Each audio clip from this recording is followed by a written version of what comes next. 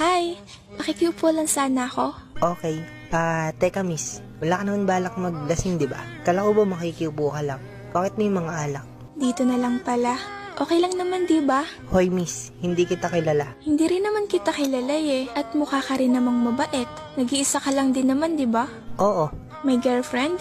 wala. Okay, good. May lighter ka ba dyan? Bakit? Naninigarilyo ka? Mukha ba ako naninigarilyo? Anong oras na ba?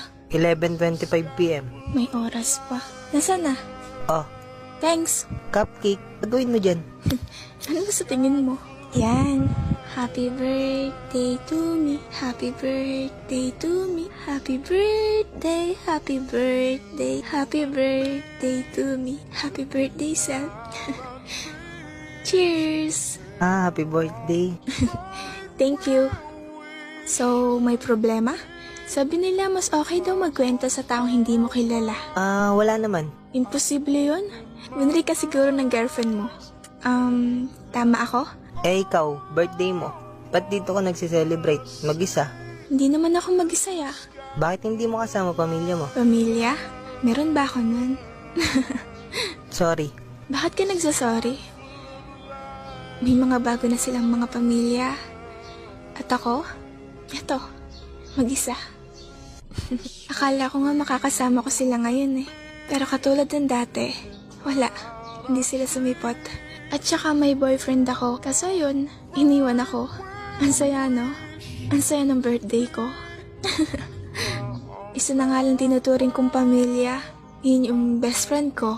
Kaso wala siya dito eh. Hala, ang dami mo nang alam sa akin. Ipapatumba na kita. Sorry, madaldal ako. Okay lang. Sige lang, magkwento ka lang. Makikinig ako. Pero okay ka lang ba? I mean, ang hirap kaya mag-isa.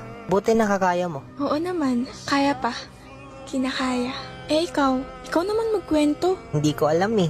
Pero alam mo ba, yung taong pinagkakatiwalaan ko at yung taong sobrang mahal ko, niloko ako. Best friend ko at girlfriend ko, matagal na pala silang may relasyon. Hanggang isang araw, nakita ko sila, nag-uusap. Hindi ko naman intention na marinig kung ano yung pinag-uusapan nila. Pero kasi parang may mali eh. Parang nag-aaway sila. Tapos, lumapit ako ng konti para marinig ko ng malinaw kung ano yung pinagsasabi nila. Na sana, hindi ko na lang ginawa.